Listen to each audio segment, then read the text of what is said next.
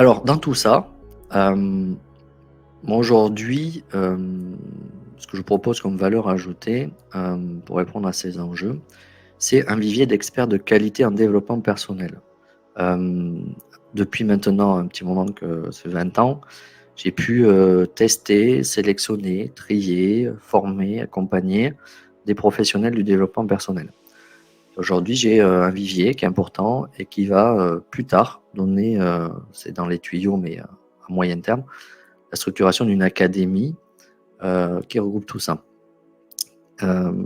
Et dans cette académie qui aussi fait la part à des centres de recherche. Donc, je suis connecté avec un réseau de professionnels de la recherche scientifique qui ont envie heu, d'étudier ce champ d'expérimentation qui est très peu étudié. Si vous cherchez des études sur les effets démontrés, validés scientifiquement d'approches en développement personnel dans des organisations, soit vous en trouverez pas, parce que moi ça fait longtemps que je fais de la veille, ou vous en trouverez, mais c'est très compliqué à trouver, et même à l'international, hein.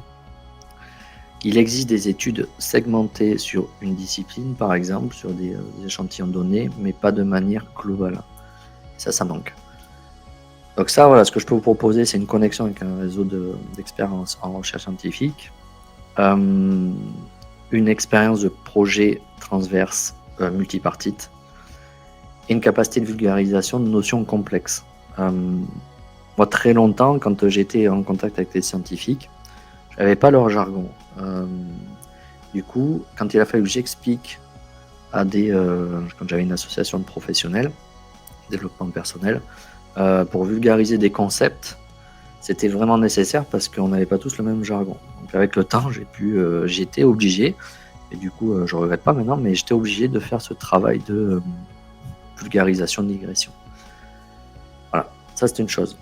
L'autre chose, ce que je peux vous apporter en valeur ajoutée, c'est une connaissance approfondie sur les concepts scientifiques et les dernières recherches là-dessus, sur le comportement humain, sur les lois fondamentales qui nous régissent.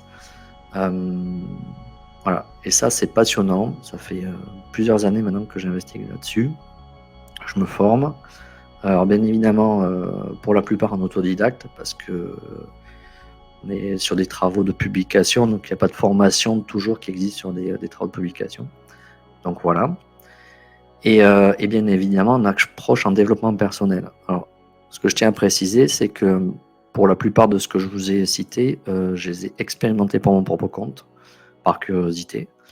Et d'ailleurs, ça fait maintenant des années que tous les mois, je suis suivi et que je teste, pour moi, pour mon propre compte, mais aussi pour pouvoir être en capacité d'en parler, donc sur différentes approches. En tout cas, sur un nombre intéressant. Voilà.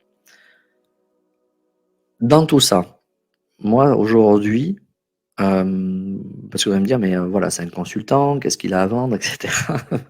Moi, tout simplement, ce qu'il y a, c'est que mes activités de coaching en développement, en transition professionnelle, je l'ai mis en stand-by. Et aujourd'hui, en fait, je voudrais amener tout ce que je vous ai expliqué, cette expérience, ce savoir, ces connaissances, dans des projets expérimentaux. Et moi, ce que je cherche aujourd'hui, c'est une entreprise, un groupe, un regroupement, peu importe, ou même toute structure qui serait intéressée pour que je puisse conduire un projet expérimental, pour confier les rênes de ce type de projet, pour intégrer le développement personnel dans la réponse à des enjeux de transformation de leur organisation. Voilà, ça c'est ce qui me plairait beaucoup. Former et accompagner des décideurs et des équipes projets, donc direction, RH, manager de proximité, IRP. IRP, c'est voilà, instance représentative du personnel, à ces concepts scientifiques et opérationnels liés au développement personnel. C'est partir des concepts, les vulgariser et d'expliquer comment on peut le transposer concrètement dans des quotidiens en fait de différents collaborateurs, peu importe leur niveau, leur niveau hiérarchique. Voilà, ça me plairait aussi. Et l'autre chose, comme j'aime beaucoup la communication, c'est participer à une valorisation de cette expérimentation par des actions de communication, notamment mais créer une radio locale interne dans une entreprise. Je sais que c'est assez innovant et récent, et où on fait venir des collaborateurs qui ont participé à l'expérimentation. On parle de sujets autour de ces nouvelles notions et d'autres, hein, c'est tellement vaste. Mais c'est important de parler des sujets. La radio, j'aime beaucoup parce que c'est un format qui est centré sur la voix, le contenu. Le visuel peut être amené pour d'autres choses, mais c'est un format que j'aime bien, avec les podcasts aussi. Et l'autre chose, c'est de pouvoir créer des séries web, pareil, diffusées dans l'entreprise, parfois en externe, pour valoriser en fait ces parcours et ces parcours de transformation. Mais dans une logique avec des séries, avec une histoire, un fil conducteur. Voilà. C'est important aujourd'hui d'utiliser ces nouveaux codes de communication comme vecteur favorisant l'ouverture de conscience, l'émergence de nouvelles idées, les changements d'organisation. Voilà. À mon sens, c'est très important. Donc aujourd'hui, je fais un appel aux entreprises qui seraient intéressées pour qu'on puisse se rencontrer. Et ils seraient intéressés par ce type de projet qui est certes innovant, certainement précurseur. Donc moi, dans l'ADN, j'aime bien ceux qui ouvrent des portes, qui osent. Et ça me plaît, ça c'est mon ADN aussi. Et parce que pour moi, j'ai conscience que si on fait des expérimentations, qu'on collecte des données, j'ai des centres de recherche qui pourraient être intéressés pour pouvoir faire une analyse et même ouvrir à des publications. Alors, c'est des gens qui sont au Canada, mais ça peut être aussi en France ou en Europe. Et aujourd'hui, ça pourrait être intéressant de faire une expérimentation et d'ouvrir la voie à de la recherche scientifique. Pour plusieurs raisons. Aujourd'hui, c'est important dans ces domaines d'avoir un appui. On a la chance d'être outillé dans le monde sur des centres de recherche super pointus qui sont capables d'analyser des données importantes. Les technologies permettent de faire beaucoup d'analyses de masse. Et on peut justement avoir des études qui peuvent se prononcer sur de l'efficacité. Alors, l'efficacité, il peut y en avoir, mais c'est pas tant l'efficacité, parce que je suis persuadé qu'il peut y avoir une efficacité. C'est comment elle est structurée, cette efficacité. À quel niveau? Comment on peut faire évoluer justement ces programmes? Sur quelle couche sociologique des organisations? Comment elle a l'impact en fonction de ces couches sociologiques? Donc, il y a plusieurs choses qu'on peut investiguer, et je pense que ça servira à des corporations, des instances officielles pour pouvoir réfléchir et nourrir une vraie réflexion de fond sur ce changement de paradigme qu'on est en train de connaître. Voilà. Donc si vous êtes intéressé, vous avez mes contacts. Vous pouvez me contacter en messagerie privée sur LinkedIn. Et voilà, donc c'est juste une petite aperçu. J'ai essayé d'être synthétique. Bon, j'ai un peu dépassé le temps. J'essaie d'être le plus succinct possible. Je vais vous répondre à vos questions si vous en avez. Je vais revenir. Est-ce que vous avez des questions? N'hésitez pas dans les commentaires à me les poser. Je vois qu'il y en a qui ont... Voilà, Florian a fait des petits commentaires sur l'arrivée de l'IA. Exactement. Donc, c'est très juste.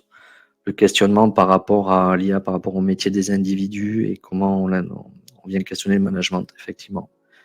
Donc, si vous regardez, moi, je me rends compte que d'un côté, on a l'IA, structure très matérielle, très matérielle, pas très matérielle, mais très technologique, voilà, le terme que je vais utiliser. Et d'un côté, on est face à une évolution des capacités, des potentiels humains, on le voit. Et je pense que c'est très intéressant, cette conjonction, parce que quelque part, l'IA peut être aussi une opportunité pour nous de se poser les questions de comment on va développer l'humain du 20e siècle, du 21e, pardon, avec peut-être plus de perception étendue, plus de capacité, de potentiel, d'expression de ce potentiel sur de la forte valeur ajoutée, beaucoup plus axé sur le savoir-être, le comportement, qui aujourd'hui, on voit l'IA, en fait, sa limite, c'est elle a des difficultés dans le comportement face à des situations complexes.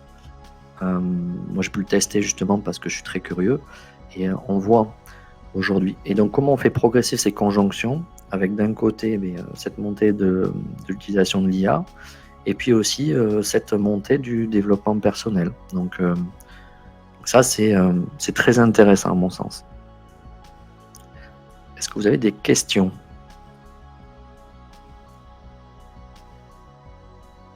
Je regarde un peu les commentaires, mais pour l'instant, je vois pas de questions.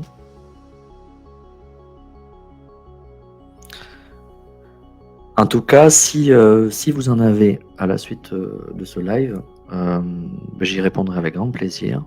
Vous pouvez m'envoyer, voilà, me contacter par les différents supports. J'ai ici.